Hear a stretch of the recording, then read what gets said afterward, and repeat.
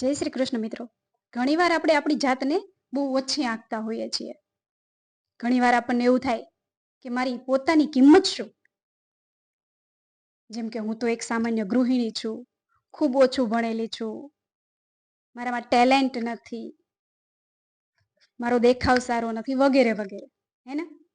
પરંતુ મારે આજે તમને એક નાનકડી વાર્તા કહેવી છે, જે સાંભળીને તમારો જીવન જીવવાનો નજરિયો બદલાઈ જશે.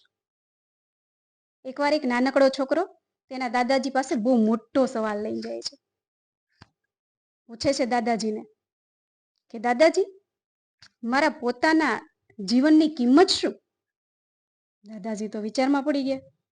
પછી પાસે પડેલો એક નાનકડો પથ્થર લાલ ચળકતો હતો એ એમને આપ્યો અને કહ્યું, આને લઈને દીકરા તું બજારમાં જા. કોઈ તને પૂછે તેની કિંમત કેટલી તો કંઈ બોલતો નહીં, પરંતુ ફક્ત તારી 2 આંગળી ઊંચી કરજે. છોકરો તો વિચારતો વિચારતો એ પથ્થર લઈ અને બજારમાં જાય છે. ત્યાં એક માજી આ બાળકના હાથમાં ચળકતો પથ્થર જોવે છે. જેને પૂછે છે કે બેટા, શું આ પથ્થર તારે વેચવો છે?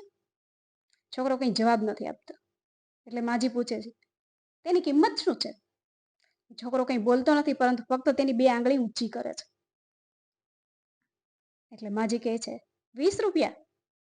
છોકરો ત્યાંથી દોડતો નીકળી જાય છે, દાદાજી પાસે આવે છે અને આવીને કહે છે, દાદાજી, એક માજીએ આની કિંમત પૂછી, પરંતુ મેં 2 આંગળી ઊંચી કરી એટલે એણે એવું કીધું કે તેની કિંમત 20 રૂપિયા છે. એટલે હવે દાદાજી એને કહે છે કે એક કામ કર બેટા, તું હજુ આ પથ્થરને વેચવાનો નથી, પરંતુ તેને લઈને તું મ્યુઝિયમમાં જા. છોકરો ફરી પાછો એને મ્યુઝિયમમાં લઈ જાય છે. એક ભાઈ જુએ છે આ પથ્થર બાળકના હાથમાં, એટલે જઈને પૂછે છે કે આ પથ્થરની કિંમત શું છે? એટલે છોકરો ફરી કંઈ જવાબ નથી આપતો, ફક્ત પોતાની 2 આંગળી ઊંચી કરે છે અને કહે છે કે પેલા ભાઈ કે આ શું એની કિંમત 20,000 રૂપિયા છે? એટલે છોકરો ત્યાંથી દોડતો નીકળી જાય છે, પાછો આવે છે દાદાજી પાસે અને કહે છે, દાદાજી, આની કિંમત તો 20,000 રૂપિયા છે. દાદાજી હવે એને કહે છે, છેલ્લી વાર બેટા, તું હવે આને એક કિંમતી દુકાન છે હીરા ઝવેરાતની, ત્યાં લઈને જા. છોકરો હવે તેને હીરા ઝવેરાતની દુકાને લઈને જાય છે. તેનો માલિક આ બાળકના હાથમાં પથ્થર જોવે છે. એ તો જોતા વેત જ ઉછળી પડે છે અને પૂછે છે કે આ અમૂલ્ય પથ્થર તારી પાસે ક્યાંથી આવ્યો? શું તારે એને વેચવો છે? તેની કિંમત કેટલી છે?